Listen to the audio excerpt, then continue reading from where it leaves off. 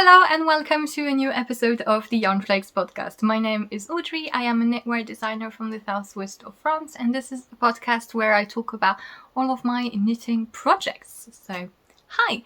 Thank you so much for joining me for this new episode. I hope you're doing well. Thank you also for your kind comments and birthday wishes on the last podcast episode from the beginning of the month. Thank you so much for your support as well for the birthday sale. That was really touching, and I really appreciate it. And yeah, I have a little episode for you this time, which is going to be about shiny stuff. I have 3 projects to share, and they all feature yarn that shine in some way. So I thought that was funny. I also do want to warn you, my brain is not awake clearly this morning. I just recorded the French podcast and I don't know what's up with me, but I'm confused. I seem to be a bit in my head is in the clouds, it seems. I just get confused easily and I just blabber, and I lose track of what I'm saying very quickly, it seems. I am melting. That is what's happening. The brain is melting.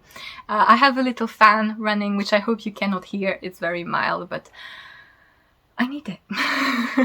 So, yeah, I'm going to start right away. You can find timestamps to all the different sections of the podcast that you see. I can't speak. Timestamps for all the different sections of the podcast.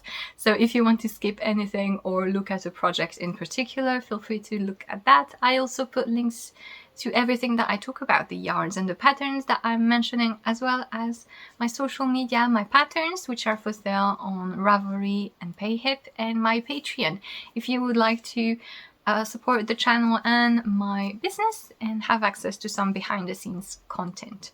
So, yes, going to start with a new design that I just published on Ravelry, and it is the next textured socks. So I've been releasing some sock designs with textures for a couple of months now, and this is the 3rd one. This is Calanthe. So this design is the one featuring twisted stitches. So twisted stitches, which are a type of flat cables where you cross basically 2 stitches and you twist them. And you don't have to do it, you have several ways of doing them. In the pattern I include the way that I like to do it, but it makes this really neat little, very detailed textures. And these motifs were inspired by some traditional Bavarian and Austrian twisted stitch motif, because they use a lot of twisted knitting over there. You have some traditional knitwear that is very intense with all the twisted stitches, and I just took some inspiration and made them a little bit easier in the sense that you only have to do the crossings every other row. Basically, the other rounds are just rest rounds. And this is not necessarily a motif that is easy to remember, but it's very simple to notice in case you have done a mistake, because they're so linear that if you're not set right, you see it very quickly. And so these socks are knitted cuff down. You start with the twisted ribbing, then you have a bit of a purl round. The motif is only on the front of the leg, and you go down. You have 2 heels to choose from in this design. You have the heel flap and gusset method, or the German short row heel. And the heel flap and gusset for this, I chose to include the Eye of Partridge heel flap, which is basically the way you slip stitches here to reinforce the heel. You do it, you offset it basically in a sort of diamond pattern. And then you go down until the toe, which is a more round toe. So the instructions for the motif are both charted and written. So if you have trouble reading charts, that'll be fine. And yes, this is a fairly simple motif. The idea with this sock collection is to gradually increase difficulty in textures. And so this is a nice way for you to learn how to do twisted stitches if you haven't done any in the past, because it is a very straightforward motif. And yeah, so it comes in several sizes, and you may notice, I want to flag this, you may notice in some of my testers projects that some of them, for their larger sizes, have a slightly different shade. That was because initially I designed this so that the front of the sock would be mostly textures for all the sizes, so I had to sort of spread the motif differently across sizes. And initially there was a twist stitches here line that was separating each of the motif. And so you may notice that in some of my testers projects. This was the first version of the pattern, and in the new version all the sizes have the same motif, which is like this, where it's only those bands in the center and they stand out the same no matter the size. So yeah, I just wanted to let you know, in case you noticed this little discrepancy in some of my testers project, it is because this was the older version, and now you will get exactly this basically in all the sizes. And yeah, so I hope you enjoy this little design. If you do, it is now available, and there is, as usual, a little discount code on Ravelry for the release, and it is 15% off with the code Calanthe until Sunday. So yeah, I used Regia premium silk yarn, which is a yarn that I have used for the first pair of socks in this collection as well. And as you can see, it is a very lovely, it's very soft, and it has a really nice sheen to it as well. I don't know if it's very visible, but it's really nice. It's merino, silk and nylon. I personally haven't found that my other pair of socks in this yarn have peeled or felted. I've been able to wear them like maybe the equivalent of 5-6 days, and I've washed them and all, and they're fine. They haven't peeled, but I know other people who have used this yarn have had the yarn peel a bit. So, you know, sometimes it depends on the color, which is odd, but it happens. And you might need to shave it, probably, but for me that hasn't been the case. And yeah, in any case, it's a really nice yarn with a great definition, as you can see. It's really nice. So that's it for this little design, which I hope you will enjoy. And yeah, this is the second to last design in the textured sock collection.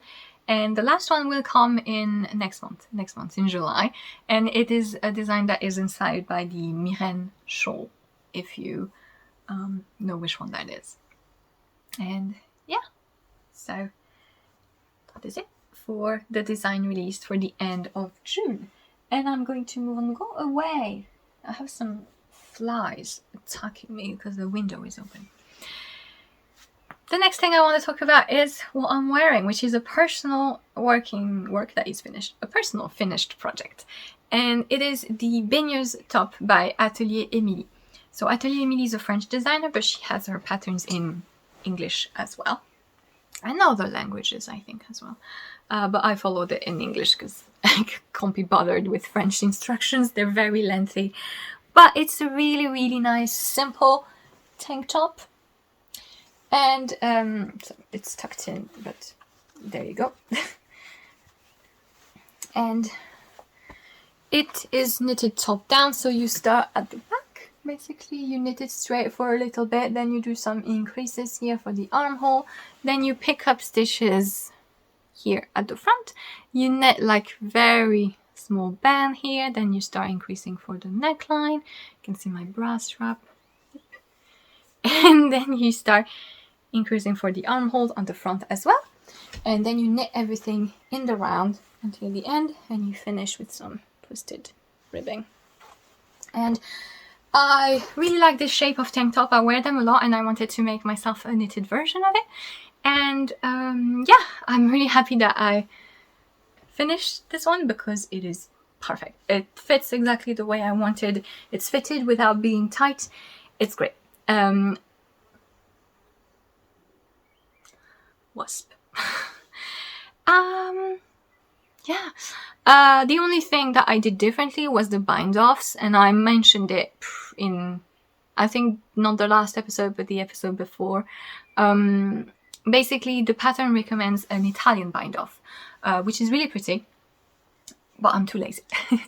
And it really makes zero sense because I don't mind grafting. I can graft things with Kitchener stitch. Give me 1,000 stitches to graft. I actually did that for a blanket, and that's fine.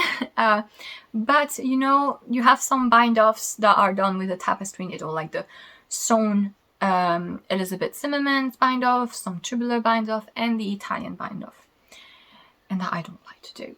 I don't know why. It doesn't make any sense, right? But I don't like to do this. I have seen on Instagram someone post a sort of a dupe of the Italian bind-off that is made with the needle.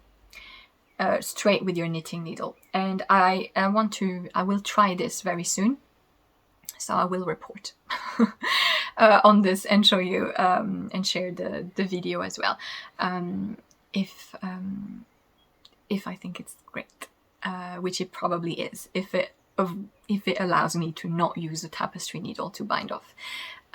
So the way I bound off is I just used a way larger needle size. So I knitted the top on 3mm needle. The gauge is 26 stitches per 10 centimeter. So to get that, I used 3mm needles, and I bound off the armholes and the hem with a 4.5mm, so way larger needle. But for the neckline, that wasn't enough. I did need a stretchy bind off. The stretchy bind off that I like is the simple one where you knit 2 stitches and then you knit them again together through the back loop. You knit or purl depending on the ribbing where you are. And I initially, this is what I was telling you last time, I initially did that all around the neckline, but the back of the neck tended to flip a little bit, and I wasn't sure if it was going to stay put after blocking. And I did block it, and indeed it kept flipping open again. So I ended my bind off, and I did what I told you about last time, which is I just mixed the bind off. Basically, you don't have to make the same bind off everywhere, as long as you're using bind offs that are the same method, meaning that if they're made on needles, you just keep them together, and if they're made on tapestry needles, you keep them together. So what I did is that for the back of the neck, I just bound off normally, putting one stitch over the other, and then starting here in the neckline and in the front, I did the stretchy bind off. And as you can see, it's pretty seamless because the bind offs look pretty similar. So you can't really see the difference, and it allows me to have the back of the neck that just stays put and still be able to pass my big head. And I have a tiny head, but still. If I didn't do the stretchy bind off, it was still too tight, even if I have a small head. It being a nicely rounded neckline that just stays put and doesn't ride up my throat, basically. And yeah, so that's the only modification I really did. The pattern is really cool, really straightforward. It comes in a lot of sizes, which I appreciate because I've been looking for some summer tops, to knit, and I found quite a lot of really pretty ribbed ones that I would have liked to knit, but the best sizes stop at like 115 or 120 centimeter if lucky, and I don't quite like that. So yeah, very happy to have this one, and I might do another one in other colors because this is exactly what I want, so I'm not gonna bother looking for different things. If it's not broken, don't fix it, right? That's the saying. You know, I was trying to find that saying in my French podcast, and it just really confused me because I think it doesn't exist in French, that saying, not in that way. And I just tried to translate it, and it was really oh god. Brain mushy heat. You get it. But yeah, it's a really nice design. I used a similar yarn than what the pattern calls for, which is a blend of 50% merino and 15% tencel. And I like tencel because it shines, as you can see. It's really beautiful definition. Really, really nice. Really nice sheen. This is El Robledal de la Santa, which are Spanish yarn dyers and makers. They have their own farm with mohair goats. And they also dye other bases. And this is the colorway Bloody Wicked. And it's this really nice purpley pink, which I really like. And yeah, I think that's it. It was a really simple knit, not much to say about it. Like I said, if you're a beginner, as long as you can knit, purl, pick up stitches, you have some sense of how to knit in the round and how to do simple increases, you're good. You're good, and it's very quick and easy, and I recommend it. That's it for this personal project, and I keep thinking I forget something whenever I am so efficient. And I'm going to move on to a work in progress, which is going to be fun, because I have 3 balls of yarns attached to it, because I have issues, which I will talk about. So I have started a new design, which is going to be a big textured wrap for the autumn. And this is what it looks like so far. So I want it to be a large, luxurious kind of wrap. So I started here with basically some half brioche. So I don't really know how to call this. You know when you make brioche, so you slip a stitch and you put the yarn over on top of it, and then on the next row you knit the yarn over and the stitch together. It's the same if you knit one stitch below and drop the stitch off the needle. And what people consider brioche typically is when you do this in a ribbing sequence and reversible, right? So all the stitches are brioche. Here, that's not what I did. I basically did half. Only one of the stitches is brioche. So it's like 1 by 1 rib, except instead of the knit stitch, it's the brioche stitch. And the other stitch is a regular purl. This means that it's more flat on the wrong side, because the brioche is very squishy because it's reversible. Here, this is what it looks like on the wrong side, and it's more flat. And it's also easier.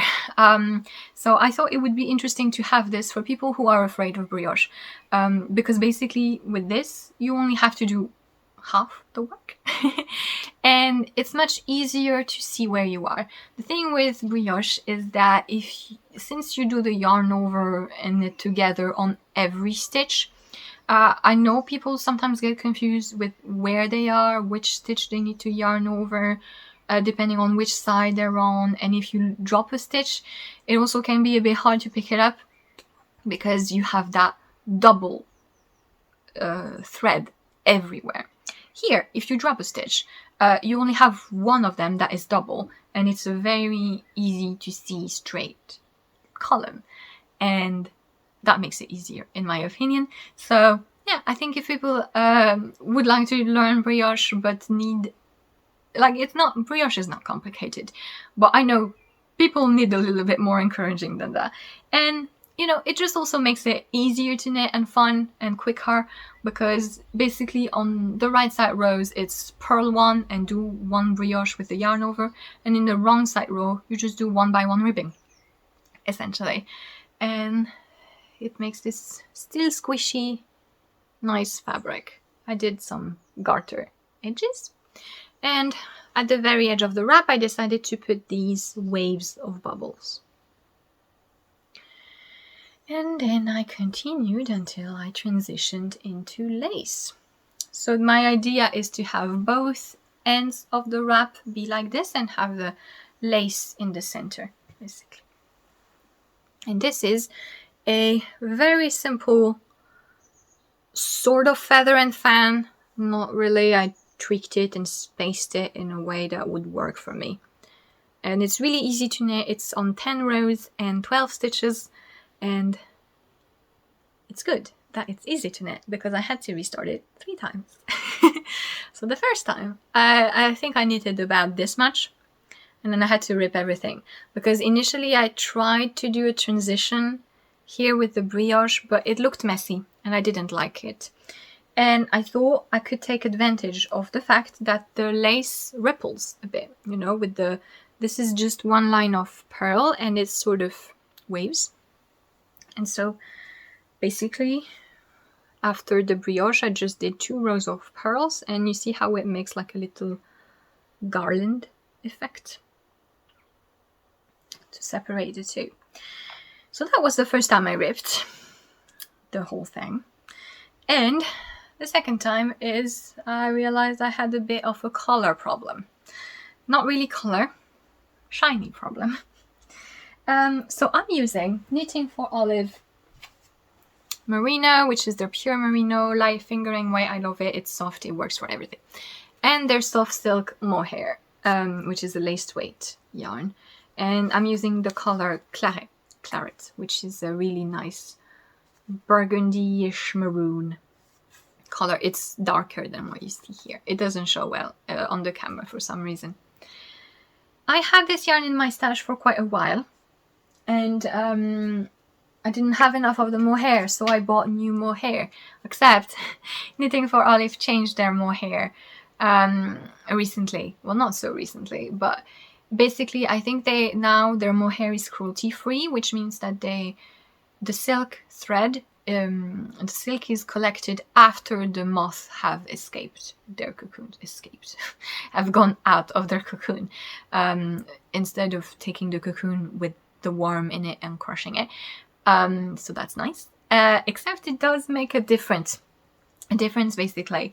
As you can see, this is the old mohair, silk mohair, and you can see basically the silk thread. You can see how shiny it is inside, and you can it's really distinct. You can see better lines, and this is more fluffy all over, and it looks a bit more dull, even though the color is very, very much the same, but it's just because it looks more dull. And that sounds wrong, I don't mean it, because it's a lovely mohair still. It's still just as soft, and it's very fluffy, and it's great, but it is just different from the one that I already had, and this showed drastically in the wrap. Basically I had like a really strong change. It looked like I was using a pink yarn all of a sudden because the mohair was dull.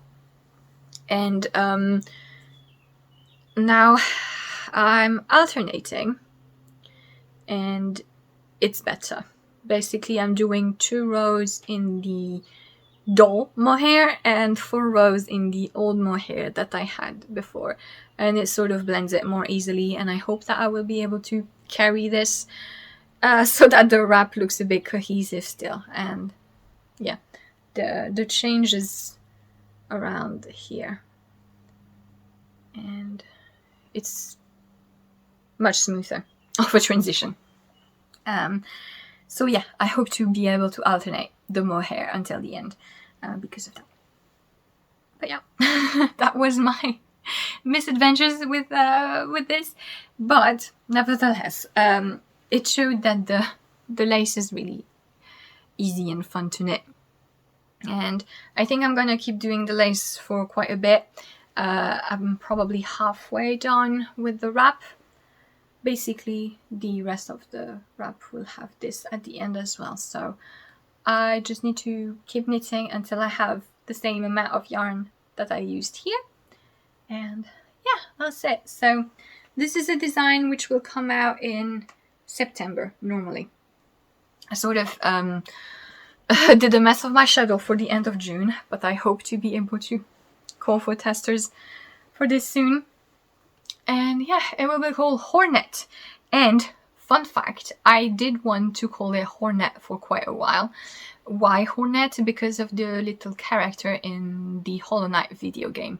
She's a little wasp sort of thing with a red dress, which is why I wanted to call this Hornet. And if you're familiar with the Hollow Knight video game, people have been waiting for a continuation of the game with Hornet, that character, that main character. And people have been waiting for a long time for it to be announced. And I started knitting on this like it was Hornet. And they recently showed a trailer for the game with Hornet. So if you were a fan of the Hollow Knight video game and you've been waiting for the Hornet Silksong game, you can thank me, because clearly it's thanks to me.